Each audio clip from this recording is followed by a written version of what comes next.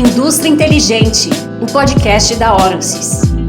Olá, muito bem-vindo você que nos ouve e nos assiste. Esse daqui é mais um episódio Indústria Inteligente da Orensys, onde a gente discute tendências, insights, inovações e traz muita novidade referente à manufatura industrial aqui no Brasil. Muito prazer, eu sou o Mikael, o host aqui hoje do nosso podcast. E para aquecer nossos motores e a gente trazer um conteúdo super legal, queria apresentar para vocês o Rodrigo Portes, nosso convidado aqui de hoje. Rodrigo que tem uma bagagem super legal aqui no mercado brasileiro, já está nesse mundo de indústria há muito tempo e vai poder contribuir com muita história, muito conteúdo. A gente vai fazer um bate-papo super legal aqui. Então, vem com a gente. Rodrigo, obrigado por aceitar o convite de estar aqui com a gente. É um prazer enorme estar aqui a gente fazendo esse episódio hoje. Muito legal, obrigado mesmo. E queria que você se apresentasse, falasse um pouco de você e depois a gente faz um bate-papo aqui falando da indústria. Não, legal, Mikael. Muito obrigado aí pelo convite. Uma honra para mim estar podendo participar com vocês aí desse podcast da Orensys. E eu acompanho já a Orensys há algum tempo. Tive o prazer de conhecer o André, que é um dos sócios fundadores, numa viagem que nós fizemos para a Alemanha no ano passado. Ficamos uma semana lá na Alemanha visitando startups, visitando indústrias, instituições, todo o ecossistema da indústria 4.0 e da transformação digital. Então, um abraço também para o André, meu amigo. E falando um pouquinho de mim, eu sou engenheiro de formação, engenheiro elétrico. Aliás, estou fazendo 30 anos esse ano de formação. Sou da FEIANO, me formei em 94. E, apesar de ser engenheiro, eu atuei a vida inteira na área comercial, na área de vendas. Eu trabalhei mais de 26 anos em indústrias multinacionais do setor de automação industrial, que é a indústria 3.0. Trabalhei em empresas como Rockwell, Siemens, GE, Fênix, enfim, grandes multinacionais do setor. E faz mais ou menos 3, 4 anos que eu deixei o setor, deixei de ser executivo. E hoje em dia eu trabalho como palestrante, mentor e consultor de vendas B2B industriais e indústria 4.0. E nesse trabalho, levando aí, eu costumo dizer o seguinte, né, tentando profissionalizar as áreas comerciais das empresas, das startups, das manufaturas e também digitalizar as manufaturas industriais. Então, eu faço esse trabalho já há um tempo.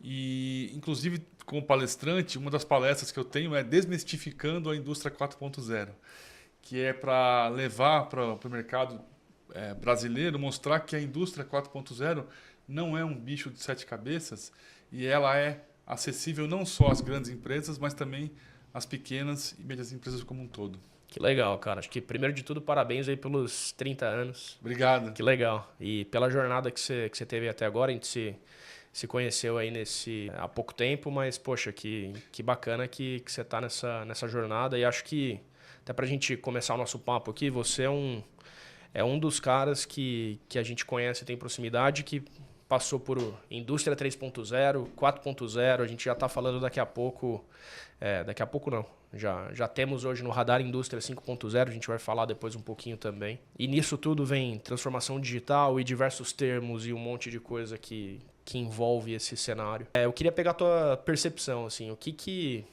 é transformação digital para você hoje e aí também conectar o que você vê no mercado que as empresas estão fazendo e até depois a gente explora o que não estão fazendo também, mas o que para você é essa transformação digital toda? Ô, Mikael, eu acho que quando se fala em transformação digital, a gente tem muito a ideia de focar só na tecnologia, né? E, claro, a tecnologia é uma das vertentes principais, um dos pilares principais aí da transformação digital. Mas eu diria que tem outras vertentes, né? E eu acho que algumas das principais vertentes ou dos pilares, primeiro tecnologia, depois a questão da cultura, o quão importante é você ter uma cultura propícia, seja numa empresa, numa organização, numa instituição, que privilegie a transformação digital como uma jornada, como uma estratégia para essa empresa, para essa organização. A terceira questão é clientes, então é você estar usar essa transformação digital para beneficiar o cliente, seja com novos produtos, novos serviços, novos modelos de negócio ou com uma experiência diferenciada. Quarto pilar, né? Então eu falei tecnologia, eu falei dos clientes, falei da cultura, a questão dos dados, né? Então você coletar os dados para que você possa, com base nesses dados, tomar decisões, ter insights, esses dados vão alimentar e que você possa tomar decisões com base nesses dados. Tem uma cultura data-driven, que nós chamamos, né? Isso faz parte também da transformação digital. Os processos, né? Que você possa, aí, no nosso caso da área industrial, otimizar os processos, melhorar os processos, digitalizar os processos, seja no chão de fábrica ou também aí na questão dos processos operacionais, dos processos administrativos. Então, você vê que são vários pilares aí que constroem a transformação digital e assim como lá atrás nós falávamos nos anos 60, né, veio a questão da qualidade, eu acho que a transformação digital é hoje algo parecido com isso, né? Algo que tem que estar presente no dia a dia das empresas e não é uma corrida de 100 metros rasos, mas é uma maratona, né? É algo que você transforma e implementa, né, na sua empresa a médio e longo prazo. Então eu acho que esses são todos os pontos e os pilares que eu enxergo para uma boa transformação digital dentro das organizações e das empresas. Legal, cara. Muito, muito bacana a tua visão. Você acha que esse cenário, porque não é simples, mas também não é uma complexidade absurda, mas você acha Vou que... te cortar, claro. faltou um ponto importante também que eu lembrei Sim. agora. Desculpa te cortar. Claro. Da inovação. Então tecnologia, cultura, clientes, dados, processos de inovação. E aí a importância das empresas saberem inovar, né? Inovarem para colocar a transformação digital. E daí a importância, por exemplo, de uma startup como a Oransys, que é ágil, disruptiva, e que traz isso para as grandes indústrias. As indústrias são mais lentas, tem um processo mais burocrático, uma governança, e a startup, com a sua agilidade, com a sua inovação, ajuda. Então, daí a importância dessa convergência, né, desse trabalho entre indústria e startup. E a startup se beneficia, né, das indústrias na parte de marketing, fornecedores, canais de distribuição.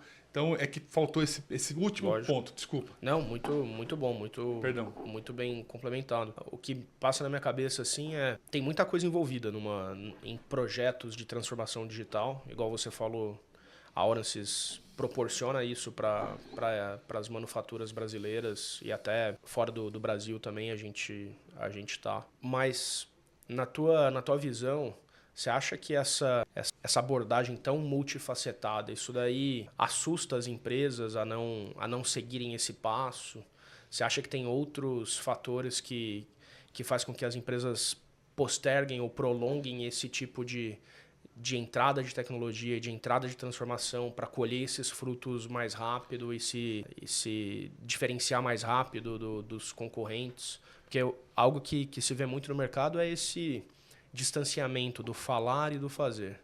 A gente fala com muitas indústrias e muitas manufaturas e todo mundo quer, mas tem esses impedimentos ali no meio do caminho de falar e fazer que acaba afetando o timing das coisas. Sim. Você acha que esse timing é afetado por essa complexidade toda? Tem outros fatores? Qual que é a tua visão em cima disso? Eu acho que, com base na minha experiência, Micael, há alguns fatores. Vários fatores, na verdade. Mas o principal é a cultura. Tá. É a cultura dos executivos e dos empreendedores. Teve uma pesquisa de uns 2 anos atrás que saiu na CNI. Eu gosto muito de dados, trabalhar com dados. E essa pesquisa foi feita pela CNI, foi feita com mais de 1.800 empresas industriais. Grandes, pequenas e médias. Tá. Dividido. E nessa pesquisa perguntava quais são os principais obstáculos para implementar a transformação digital ou a indústria 4.0 na sua empresa. O primeiro lugar ficou com 66%, e eu já não concordo com isso, mas ficou, foi o custo. Tá. Eles responderam na pesquisa o custo. O segundo lugar, com 25%, ficou a cultura, né? Que aí eu concordo plenamente. Depois vem a questão da retorno do investimento, que eu acho que aí é uma lição de casa que para nós, consultores, startups, temos que fazer, né? Mostrar para eles, olha, se você estiver investindo na minha solução, trazer prova social, cases de sucesso, que eu acho que a Oransys faz bem, por exemplo, e outras, né? Mas aí tem a questão também da cultura, eu vou falar sobre isso já. A questão da mão de obra, da qualidade da mão de obra. Né? Eu acho que a gente tem um problema crônico no Brasil aí de capacitação da mão de obra que vem desde do ensino fundamental, do ensino médio. Existem grandes trabalhos sendo feitos como escolas como o Senai, as escolas técnicas, né? Mas ainda não supre, né, a questão da qualificação da mão de obra. E aí, quando eu falei que eu não concordo com a questão do custo, é porque o custo nos últimos anos caiu muito, O custo dos sensores, que é onde você coleta, né, os equipamentos e tal, da nuvem. Mas tudo começa com a captação dos dados, né? E isso caiu muito nos últimos anos. E aí, na minha opinião, vem até uma certa miopia, né, da pessoa entender que acha que isso é caro, né? Que o custo é elevado, e não é. Então, hoje, com soluções baratas, você consegue colocar a sua empresa, mesmo ela não estando ela não tem que passar pela indústria 2.0, 3.0, para chegar na 4.0. Ela pode pular direto, dependendo do caso, da estratégia, da 2.0 para 4.0. Não só porque temos equipamentos para isso, mas também porque o custo barateou muito. Então, eu diria que o principal obstáculo, na minha opinião, e por isso eu criei a palestra Desmistificando a Indústria 4.0, é a questão cultural. O Brasil está passando nos últimos anos, Micael, por um processo fortíssimo de desindustrialização.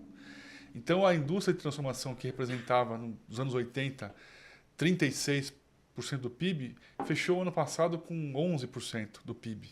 Uma queda dramática. Então, o nosso maquinário hoje, por exemplo, a idade média está em 17 anos. É um parque fabril antigo. Então, o empresário, o executivo, quer tirar o máximo que ele puder daquela máquina, daquele equipamento, e às vezes você acaba perdendo eficiência, produtividade, competitividade. Né? Então, eu acho que falta um pouco dessa questão de ter essa visão. Né? Quando você tem um líder, seja um CEO, um empreendedor, que tem essa cabeça para implementar esses processos, trazer inovação, trazer a tecnologia, criar um ambiente para isso. De mais longo prazo, talvez. Que invista na tecnologia, invista não só na tecnologia, mas na cultura da cooperação, da agilidade. Ele transforma não só a sua própria empresa, mas se ele for o CEO, a própria organização. Legal, cara. Muito, muito insight bacana aí pra gente falar. Uma das coisas que eu me pergunto assim é a nossa comparação com outros lugares no mundo. A sensação que a gente sempre fica é que a gente está muito para trás, assim, que a gente está sempre atrasado. Eu sei que você é conectado com algumas empresas de fora, assim, também, e com outros mercados. Você acha que isso é real? A gente é muito atrasado, ou a gente é atrasado em maquinário, mas a gente é mais avançado em dados, ou mercado, ou qualquer que seja, e até culturalmente também, do que você vivencia, outras culturas fora daqui têm essa visão, ou está todo mundo meio que no mesmo barco? E Caio, uma excelente pergunta. Vamos lá, quando a gente fala sobre indústria 4.0 ou transformação digital no nosso país, eu vejo dois Brasis. Aliás, o Brasil tem essa questão aí cada região, cada indústria tem as suas idiosincrasias, né? O país tem várias diferenças aí em termos de concentração de renda, em termos de sociedade, enfim. E na indústria 4.0 não é diferente. Então eu enxergo o seguinte: existem grandes indústrias nacionais, empresas nacionais que estão na indústria 4.0. Você tem aí a área farmacêutica, que vocês são muito presentes, né? A Oransys, que é uma indústria que está bem avançada, automotivo, você tem alimentos e bebidas. Então, são indústrias que você utiliza muito a IA, Big Data, Cloud. Agora, se fala muito já no gêmeos digitais, no metaverso industrial. Grandes empresas que trabalham com isso, que têm projetos, que estão fazendo acontecer. Porém, a maior parte do mercado nacional, ele é formado por pequenas e médias empresas. No geral, e na indústria não é diferente. E aí nós temos um outro cenário. Aí eu diria que, até por dados que a gente tem aí, 57% das indústrias, segundo dados aí, não me lembro se da CNI ou da Fiesp, das pequenas, das PMS brasileiras, não conhecem ou não se sentem preparados para lidar com as tecnologias da indústria 4.0. Então, você vê, estamos falando de 57%. Tem um outro dado também da BDI, Agência Brasileira de Desenvolvimento Industrial, que fala que apenas 2% das indústrias nacionais estão preparadas para utilizar as tecnologias da indústria 4.0, contra 50% da União Europeia, China e Estados Unidos, Uau. e contra 25% do Paquistão e da Índia. Uau. Claro que a Índia é um país que está crescendo muito desenvolvido na parte de software, mas é um país muito parecido com o Brasil. Enfim, então existem 2 cenários. E aí o grosso desse cenário, né, estão as PMS. Mas eu enxergo isso como um copo meio cheio. Eu vejo como um oceano azul. Né? Eu gosto muito desse trabalho. Eu acho que nós temos que fazer um podcast como esse, um trabalho que vocês fazem como esse, é um trabalho para levar informação, compartilhar dados, insights com as empresas, com as pessoas no geral. A gente tem que evangelizar, educar esse povo e mostrar que a indústria 4.0, a transformação digital, estão vindo para levar de novo a nossa indústria para o topo, né, para o protagonismo, e para que ela sobreviva, não só internamente, mas mundialmente. E aí você me perguntou também em relação à questão mundial. Nesse ano passado, eu tive nessa delegação para a Alemanha, fomos para Stuttgart, para Berlim, com a CNI, com a HK, que é a Câmara de Comércio Brasil-Alemanha, e assim Open Startups. E mesmo na Alemanha, também na indústria, existe também um certo ceticismo. Eles não estão assim, também tão mais avançados do que nós. Eles têm, claro, a indústria 4.0 nasceu na Alemanha. Né? Nasceu lá em 2000. O conceito da indústria 4.0, que é a 4ª Revolução Industrial, nasceu na Alemanha em 2011, na Feira de Hannover, que é a maior feira de engenharia e automação do mundo. Eu estava lá na época pela Siemens, eu trabalhava na Siemens. Mas mesmo na Alemanha, que é o berço, existem também essas diferenças, né? Então eu lembro que lá conversando com colegas das outras startups, de outras indústrias, eles também falavam da dificuldade de convencer, de mostrar do longo tempo, né? A indústria é um bicho um pouco diferente, né? É um pouco conservador, demora um pouco mais de tempo, são vendas mais complexas, com ciclos mais longos. Você tem vários stakeholders para convencer, né?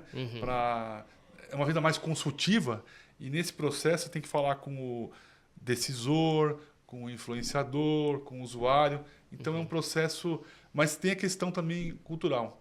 Então é esse o cenário que eu enxergo hoje no Brasil e na Alemanha, onde eu tive recentemente. Até se a gente for pensar, a gente olhar para os projetos internos, para os produtos que a indústria leva para o mercado, do que elas compram, praticamente tudo tem ciclos maiores, né? Então é natural que tenha ciclos e prazos maiores para as coisas acontecerem, né? Mas o que você falou das pequenas e das médias ali que estão navegando ali para se destacar é uma realidade. Eu vejo muitas que a gente até conversa que tem esse receio mesmo de dar alguns passos, e de novo tem esses ciclos super longos que o empreendedor, o dono de uma fábrica ou um conselho está fazendo trade-offs ali do que aonde gastar. Tem um maquinário antigo, eu mexo no maquinário, eu boto uma tecnologia em cima. É uma complexidade que não é simples mesmo, mas o passo ele vai ter que ser dado inevitavelmente, né? Sem dúvida. Que é onde o mercado está indo, e você não pode ficar para trás, né? Caminho sem volta, né? Exato.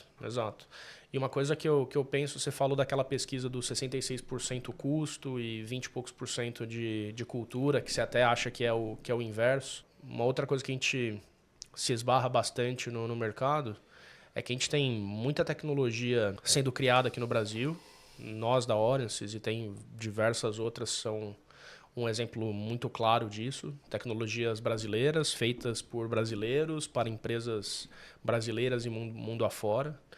Mas a gente ainda tem bastante o cenário de muitas empresas ainda recorrerem e irem atrás de empresas que são de fora. E aí você tem efeitos de câmbio, empresas que estão fazendo sim, projetos dolarizados ou em euro, e isso joga ainda mais essa linha de custo para cima.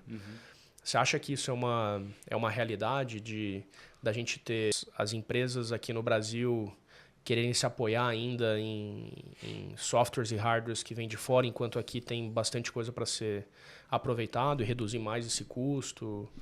Olha, eu acho que não, viu? É. Acho que depende muito, Caio, depende muito do tipo de solução, de indústria, de mercado que você está inserido.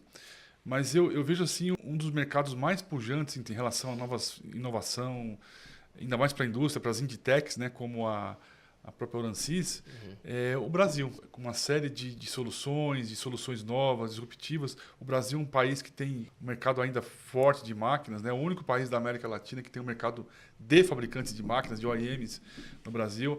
É um país que você tem aqui mineração, siderurgia, papel celulose, automotivo, óleo e gás, todos os mercados. E aí você tem startups hoje claro, e fora a questão também da sustentabilidade, que o Brasil pode ser um líder, né, nessa questão, pela questão da matriz energética, enfim, pela sua estrutura, aí, seu histórico, né, de geração de energia, de uso de recursos renováveis e tal. Então isso é um mercado muito profícuo para surgir uma série de startups direcionadas para uma série de tecnologias para cada indústria.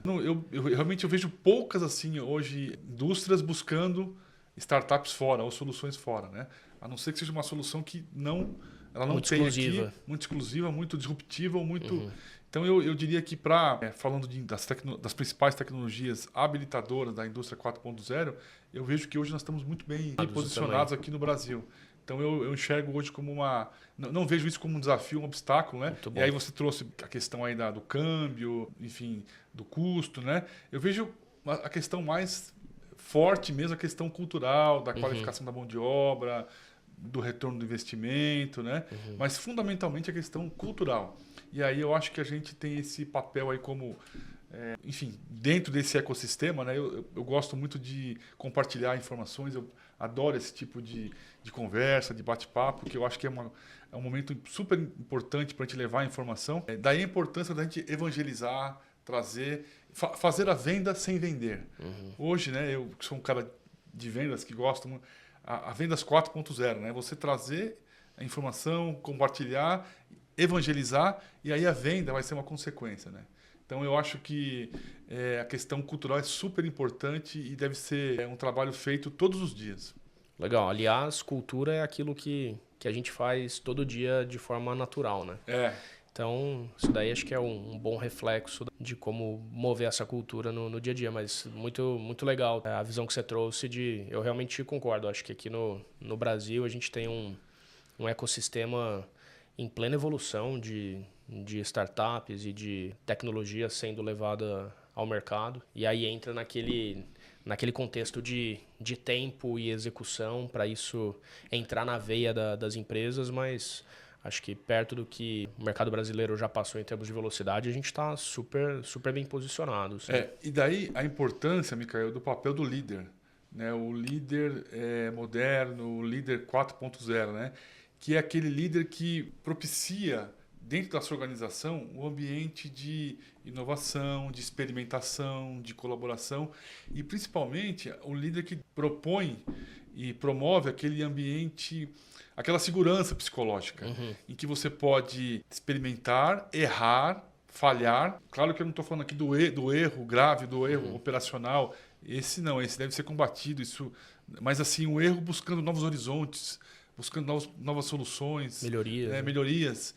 E isso acontece a hora que você tem um ambiente propício a isso, né? Propício à inovação, à disrupção e trazido pelo líder. Né? Então, assim, e o líder é aquele que consegue, inclusive, influenciar a cultura. Mas não só o líder. Nós também, se você não tem um cargo no top management, mesmo num cargo menor, você consegue influenciar a microcultura, né? Que é do seu departamento, que é do seu par, o seu colega. Então, eu estou a microcultura que é formada por área de vendas, área financeira, área de marketing, área de produção. Então, eu acho que essa questão aí primeiro o papel do líder de promover a inclusão, promover a experimentação, essa segurança psicológica que é muito importante. E também, a gente está hoje nós estamos na era do lifelong learning, né? Que é o aprendizado contínuo. Então é você aprender, reaprender, experimentar novas coisas. Então eu falei que no começo aqui da nossa conversa, que estou fazendo 30 anos de formado. Mas tudo que eu falo hoje como consultor, como palestrante, como mentor, eu aprendi nos últimos 5 anos. Estudando por conta própria. Se reinventando também. Se reinventando, com startups como vocês. Eu adoro trabalhar com startups, fazendo cursos mais rápidos. Então, acabou o comodismo, né? Acabou o comodismo não só para nós, mas também para as empresas. Então, você se formava antes, ficava com aquela formação e se aposentava. Isso acabou, isso mudou, né? Agora, por outro lado também, tem uma série de oportunidades. Nunca teve tantas oportunidades como agora, né? O dinamismo que a gente vê no mercado, ele transbordou para as nossas carreiras também, né? Então, não só as empresas estão num ambiente dinâmico, as pessoas fazem parte disso, está dinâmico para todo mundo. Exatamente. O que é bom, né? É isso, é excelente. Excelente. Vem aprendizado, vem transformação, vem inovação. Cara, eu concordo demais com a parte de cultura. Porque eu acho que isso daí é o direcionador. Fazer aqui uma brincadeira que eu pensei de 0 a 10, se a gente fosse, na tua percepção aqui, nivelar uma categoria de que nível a nossa indústria no Brasil, e aí estou colocando todo mundo dentro, que nível que você acha que nós estamos em termos de líderes drivando essa cultura de inovação, de velocidade, de trazer coisas novas e de buscar melhorias versus fazer mais do mesmo e vamos deixar isso para depois. Onde que você colocaria essa régua? Porque no final do dia, cultura tem um direcionador muito forte do que a gente faz no dia a dia, mas o líder é um espelho muito forte da cultura. Então, acho que tem uma carga muito maior em cima da liderança do que da operação ali, de quem está na frente, apesar de ter impactos reversos. Então, qual que é onde você colocaria essa régua de cultura, de inovação na liderança da indústria hoje? Olha, inclusive saiu o ranking aí recentemente de inovação, uma organização mundial aí que faz todo ano, que coloca aí, que mede, né, como é que o Brasil, como é que os países estão no ranking de inovação. E se eu não me engano, eu preciso até me recordar aí, nós estamos no ranking 51º lugar, 50º, enfim, quarto. Estamos, inclusive, a gente tinha melhorado nos últimos anos e caímos aí uma posição no ranking. O país como um todo não está bem ranqueado, bem classificado nesse ranking. Agora, a liderança, Micael, aí depende muito do tipo de indústria. Então, quando a gente fala antes de fazer aqui, né, de começar aqui nossa gravação, a gente estava aqui nos bastidores, você falou que você veio do mercado mais inovador, que é a TI, né, que é a parte de... Então, esse é um mercado que tem muita inovação, um mercado muito dinâmico, que até para a área comercial, vendas, que é onde eu atuo hoje, né, em relação à indústria, que é mais conservadora. Mas pegando a área que eu conheço mais, que é a indústria, eu acho que a gente está ainda... Eu acho que a gente não passa de ano ainda nessa questão da régua, da liderança. Eu acho que tem muito a ser feito ainda, muita mudança de mindset que tem que ser introduzido na indústria, né, transformação. Então, eu colocaria aí um 5. Um 5. Média 5. Estamos evoluindo. Mas eu acho que tem muito ainda a desenvolver, especialmente nas PMEs, como eu te falei. E é isso. Eu acho que já vejo hoje, tem muitas empresas, as grandes principalmente, que estão colocando aí setores de inovação, líderes, né, de inovação, de transformação digital, para mudar um pouco essa cultura. Mas eu acho que é um trabalho que tem que ser feito também com recursos humanos. Eu vejo ainda a área de recursos humanos muito atrás ainda. Afastada, com pensamentos ainda um pouco anacrônicos. A área de vendas, que é a área que eu atuo também na indústria, né, muito ainda vivendo de muitas coisas do passado. Não, sempre foi assim, importante pra caramba. Eu sou um cara que sou um entusiasta das vendas presenciais, né, mas o pessoal ainda muito no presencial. Claro que o presencial é importante, nunca vai morrer, mas ainda deixando de lado, né, algumas novas tecnologias para a área comercial, como a IA, enfim... Para ganhar velocidade. BI, a questão da inteligência comercial, máquina de vendas, pré-vendas, enfim, uma série de tecnologias que... Então, eu diria que há muito o que se fazer ainda, também no chão de fábrica, né? Essa questão aí do chão de fábrica, que é o nosso, na indústria também, o pessoal muito ainda... A gente fala muito hoje da questão cada vez mais o alinhamento da TI com TA, né? O pessoal de TI, da tecnologia da informação, com a automação, né? No chão de fábrica, que são separados. Cada vez mais tem que ter essa integração, né? Dessas camadas aí. Então, eu ainda acho que tem bastante caminho para ser percorrido para a gente poder chegar em níveis melhores aí. Legal. Pegando o gancho do que você falou ali, que você é bem conectado com negócios, com áreas de vendas e escala e crescimento. Você acha que esse mesmo impacto que a gente enxerga hoje do gap de mão de obra e de qualificação, isso daí respinga também, além da produção, respinga para áreas de negócio, tipo vendas e afins, e marketing, também. recursos humanos, isso daí tá permeado, você acha que... Também. Com certeza. Acho que é uma coisa não só no chão de fábrica, não só na parte mais técnica, mas também no comercial também. Como eu falei, né, o meu principal carro-chefe trabalho hoje é justamente levar...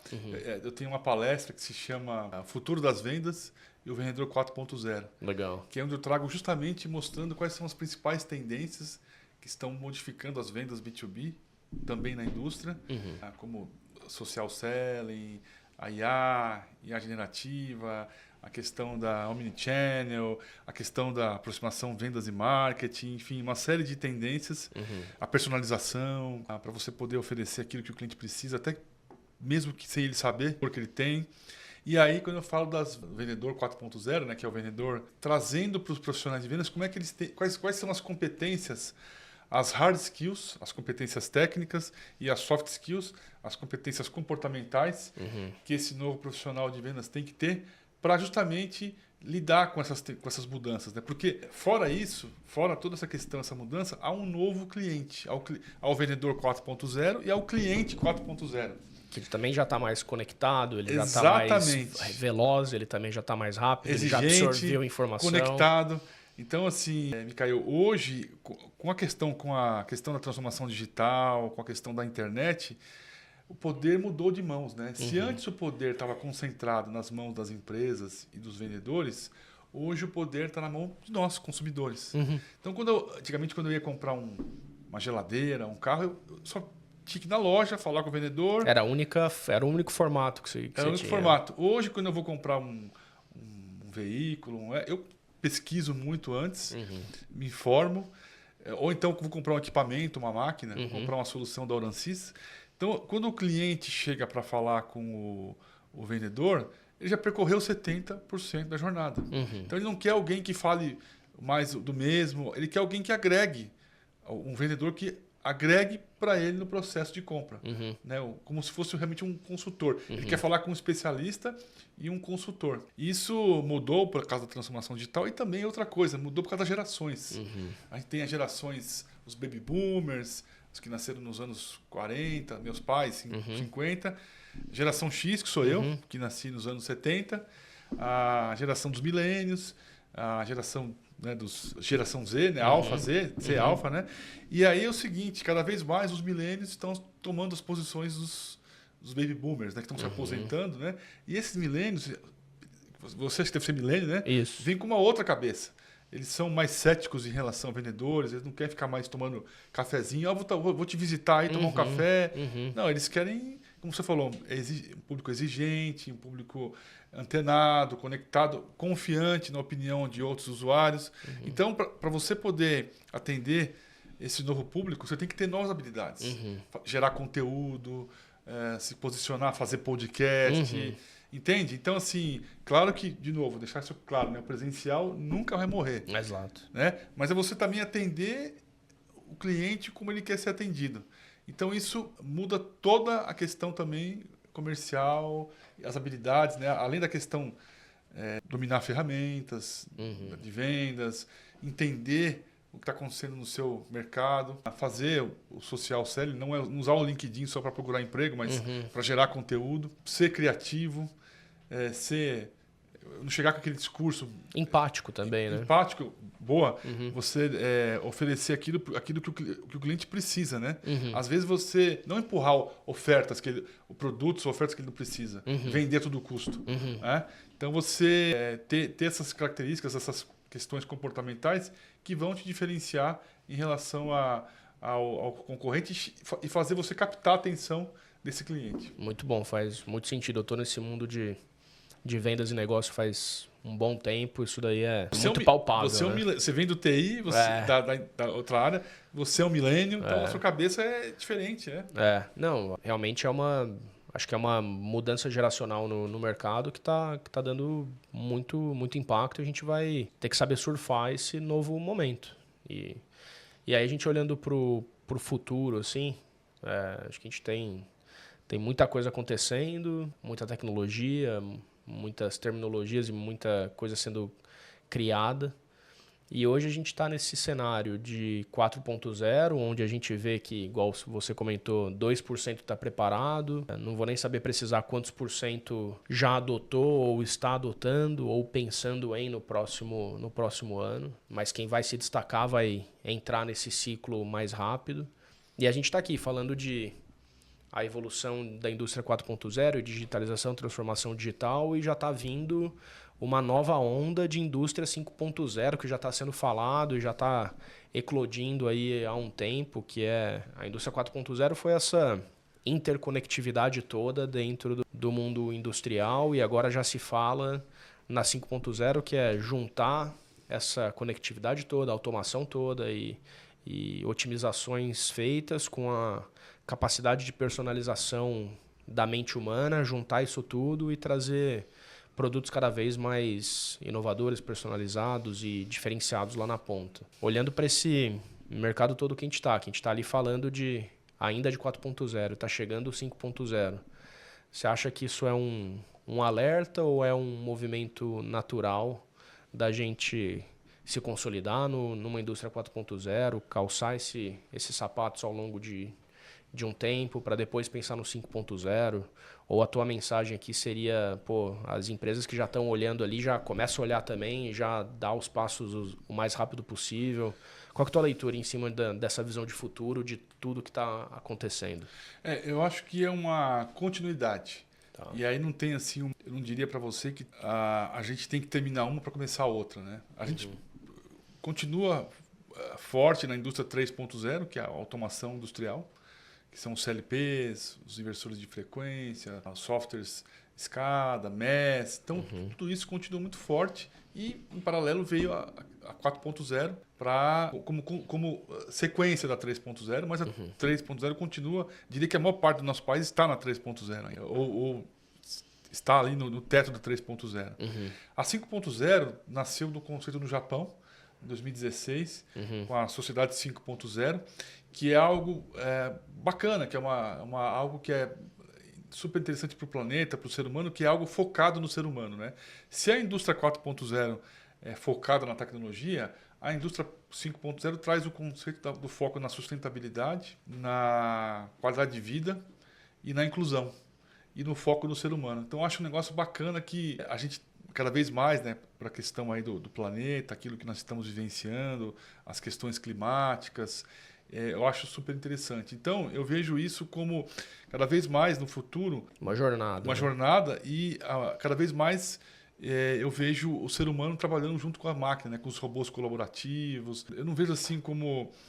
Eu sou daqueles que pensam que a tecnologia vai roubar os empregos. Você tem os céticos, você tem os otimistas e os pessimistas. Eu sou um otimista. Eu acho que, claro, tem alguns cuidados, né? Eu acho que há uma série de empregos que são robotizáveis, que vão desaparecer, não tem como aconteceu nas outras revoluções, mas vão surgir novos empregos. Muitas novas... E até empregos que não existem hoje, né? E que por enquanto, nem as universidades estão preparadas para formar. Então, isso é um ponto de atenção para a academia, para as empresas, para o governo, para nós como sociedade. Mas eu acho que é algo que em algumas indústrias, alguns setores ainda está bem atrás ainda, né? Porque, como falei, não estamos nem na indústria 3.0 ainda, mas eu vejo como algo positivo e como uma consequência natural e, de novo, e bom porque é um foco no ser humano. É para enaltecer o ser humano, a capacidade cognitiva do ser humano e fortalecer, né? Como disse, calcar em 3 pilares, né? Inclusão, sustentabilidade e qualidade de vida. Sensacional. E que nesse dinamismo todo, nessa máquina toda que a gente consiga, como Orances, você como consultor, continuar guiando várias empresas aí nessa jornada. Né? E até, se você me permite, hoje, estamos gravando aqui hoje o programa aqui, né? O podcast, eu fiz um artigo hoje falando sobre as diferenças, publiquei o artigo no LinkedIn. Então, depois, quem quiser ver, é Rodrigo Portes. Legal. E o artigo fala sobre as diferenças entre a indústria 4.0, o que é a indústria 5.0 e as diferenças entre a indústria 4.0 e a indústria 5.0. Legal. O pessoal nos bastidores aí, vamos ver se a gente coloca o artigo junto na publicação que a gente vai fazer do podcast aqui. Acho que pode ser uma boa conexão aí. Que legal. Não estava... No script. Não estava no script, mas caiu como uma luva. Cara, sensacional. Acho que, igual eu comentei, que nesse mercado todo que está em ebulição e evolução, acho que isso aqui que a gente está fazendo, que a gente vai continuar fazendo, é trazer conteúdo e lógico, evangelizar e se aproximar do público que a gente fala, que a gente consiga sempre manter esse guia e, de uma forma bem consultiva, levar empresas e pessoas nesse mundo de evolução da indústria que a gente está. Eu queria, para a gente fechar aqui, para quem está nos assistindo, nos ouvindo, que você deixasse uma mensagem final assim, para quem está nessa jornada e que pode estar ou evoluído ou perdido, o que procurar ou onde focar, ou independente do estágio de maturidade ali, o que tanto esses gestores quanto um time de execução que está assistindo a gente possa olhar e se inspirar e absorver também conhecimento. O que você pode dar de caminho aí? Eu vou deixar essas últimas palavras aí para você. Não, primeiro eu queria agradecer mais uma vez, viu, Micael, pelo convite. É uma honra para mim poder participar. Eu sou fã do trabalho de vocês. Como eu falei, eu acompanho já a Orances há um tempo, né?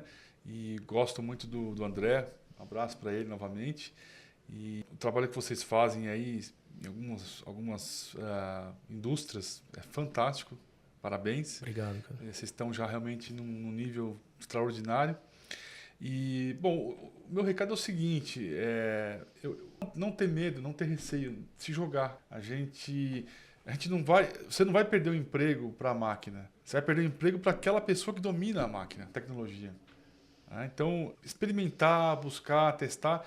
Eu sou sempre a favor da gente não demonizar a tecnologia. Hoje nós estamos falando da IA, né? Puxa, a IA, regulamentar a IA. Eu acho que tem que ter alguns cuidados, sem dúvida, questões aí super importantes, estratégicas e morais, éticas, mas eu acho que quanto mais a gente falar sobre tecnologia, como da IA agora que está chegando aí, mais a gente vai desmistificar e tirar esse receio cultural, né, do próprio ser humano. Então é testar, se jogar. Outro dia alguém me perguntou como é que eu faço para... Você tem algumas dicas para aprender IA? Olha, não tem nenhuma dica. É ir lá e testar, aprender, né? Colocar. Então você tem aí hoje boa parte desses aplicativos, dessas ferramentas que são... Você tem o grátis, né? Uhum. Se você utilizar a versão paga, uhum, uma série de funcionalidades, e você só vai testar, você só vai aprender testando.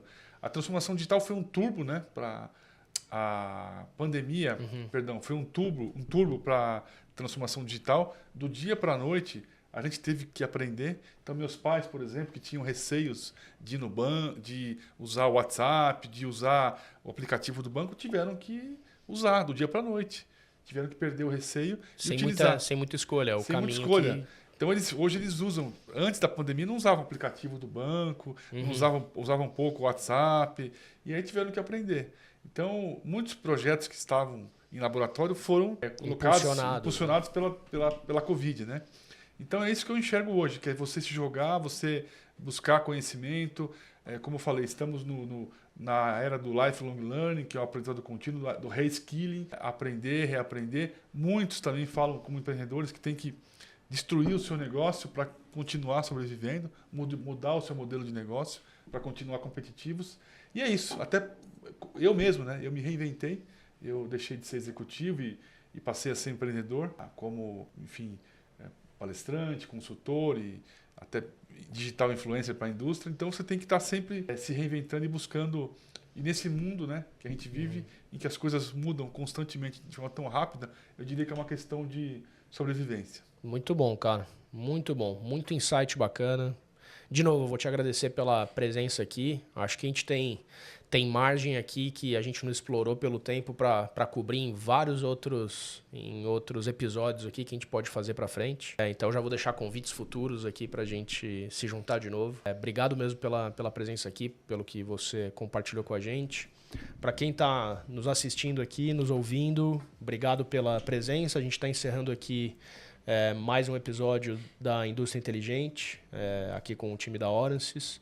A gente aqui na Orances que leva para a indústria de manufatura inteligência, insights em tempo real, através de uma tecnologia super integrada que conecta toda a linha de produção. Se quiser ouvir mais, chama a gente aqui pelo link e nos vemos no próximo episódio. Obrigado por estarem aqui com a gente. Um grande abraço. Valeu! Obrigado, cara.